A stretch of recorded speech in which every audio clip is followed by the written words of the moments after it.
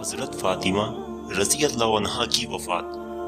हज़रत फ़ातिमा रज़ी अल्लाह अन्हा अल्लाह के रसूल सल्लल्लाहु अलैहि वसल्लम को अपने घर वालों में सबसे ज़्यादा प्यारी थी, क्योंकि सारी लड़कियों में हज़रत फ़ातिमा ही सबसे छोटी थी। एक बार हज़रत आयशा रज़ी अल्लाह अन्हा से किसी ने पूछा कि अल्लाह के रसूल सल्लल्लाहु अलैहि वसल्लम को सबसे ज़्यादा किससे मोहब्बत थी? जवाब में फरमाया, फ़ातिमा से। पूछने वाले ने दोबारा पूछा कि आदमियों में कौन ज्यादा महबूब था? जवाब में फरमाया कि फ़ातिमा का शौहर। जब अल्लाह के रसूल सल्लल्लाहु अलैहि वसल्लम को रब की ओर से तबलीग का हुक्म हुआ और आपने अल्लाह के हुक्म से तौहीद की दावत देना शुरू कर दी, तो मक्का के कुरैश आपके दुश्मन हो गए और तरह तरह से आपको सताने लगे। आपकी तकलीफ से आपकी पाक बीवी हजरत खदीजा रज़ी अल्लाह अन्हा और आपकी औलाद सभी को तकलीफ पहुंचती थी। हजरत फ़ातिमा रज़ी अल्लाह अन्हा अपनी कम उम्री में अपने बाप की इन तकलीफों को देखकर बहुत परेशान रहती थी। एक बार अल्लाह के रसूल सल्लल्लाहु अलैहि वसल्लम ने काबा शरीफ के करीब नमाज की नीयत बांध ली। वहीं कुरैश अपनी मजलिसों में बैठे हुए थे कि उनमें से एक बदबख्त ने मजलिस में हाजिर लोगों से कहा कि बोलो, तुम में से कौन इस काम को कर सकता है कि फला खानदान ने जो ऊंट ज़बह किया है उसकी ओझड़ी और खून ले आवे, और जब ये मोहम्मद सजदे में जाएं तो इनके कांधों पर रख दे।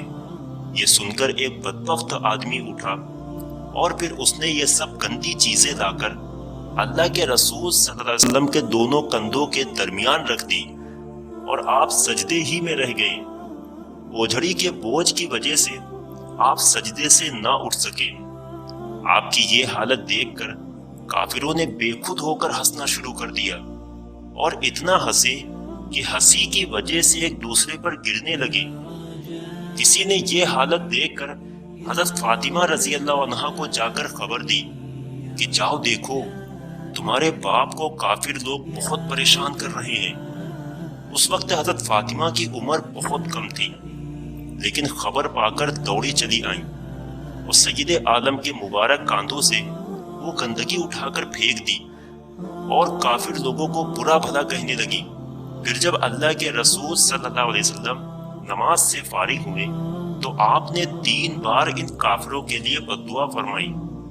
फ़ातिमा रज़ी अल्लाह अन्हा का बचपन दीन के लिए तकलीफ सहने में गुजरा, यहाँ तक कि अल्लाह के रसूल सल्लल्लाहु अलैहि वसल्लम ने कुरैश की तकलीफों से बचने के लिए मदीना मुनव्वरा को हिजरत फरमाई और फिर कुछ दिनों के बाद हजरत फ़ातिमा ने भी अपनी बड़ी बहन हजरत उम्मे कुलसूम के साथ मदीना की तरफ हिजरत फरमाई और फिर सारी जिंदगी मदीना ही में गुजारी।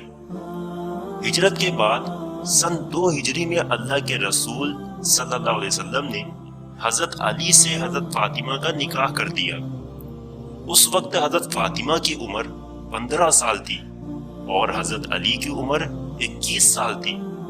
अल्लाह के रसूल सल्लल्लाहु अलैहि वसल्लम ने जहेज में हजरत फ़ातिमा को एक बिछौना और एक चमड़े का तकिया दिया जिसमें खजूर की छाल भरी हुई थी और 2 चक्कियां और 2 मशकीज़ें इनायत फरमाई। रुखसती के दिन इशा की नमाज से पहले अल्लाह के रसूल सल्लल्लाहु अलैहि वसल्लम ने हजरत फ़ातिमा को हजरत उम्मे ऐमन के साथ हजरत अली के घर भेज दिया। फिर नमाज के बाद खुद उनके यहाँ तशरीफ ले गए और हजरत फ़ातिमा से फरमाया कि पानी लाओ। वो एक प्याले में पानी लेकर आई।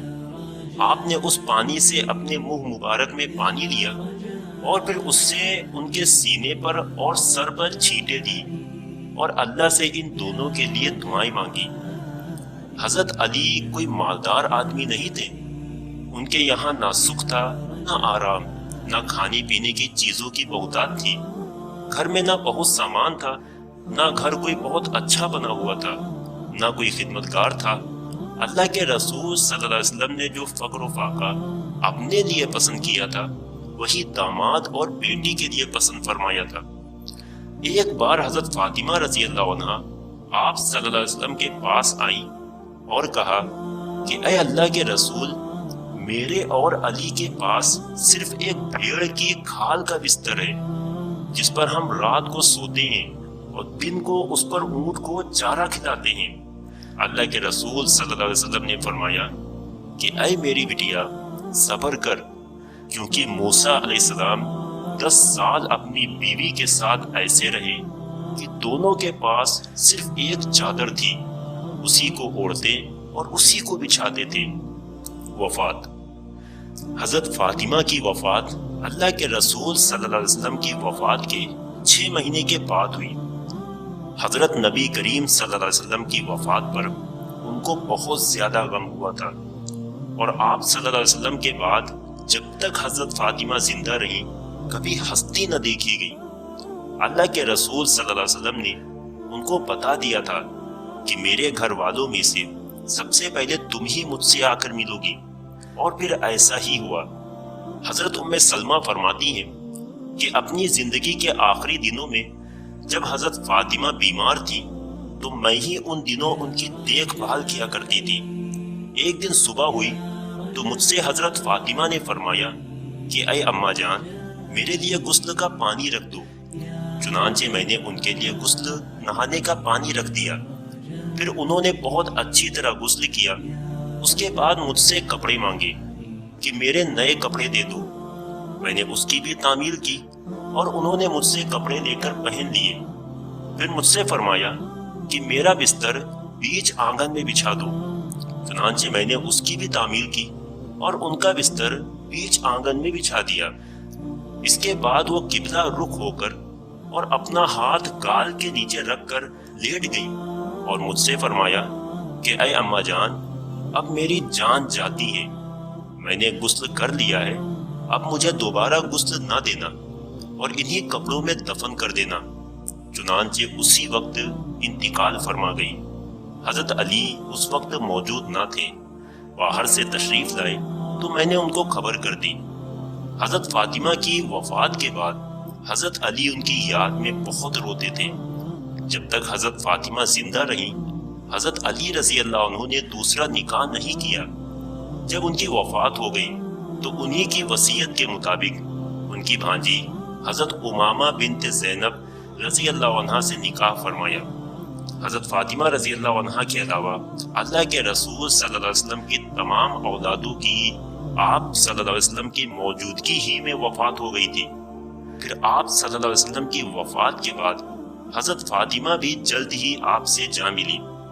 حضرت فاطمہ رضی اللہ عنہ کو جنت البقیع میں دفن کیا گیا، رضی اللہ تعالی عنہ۔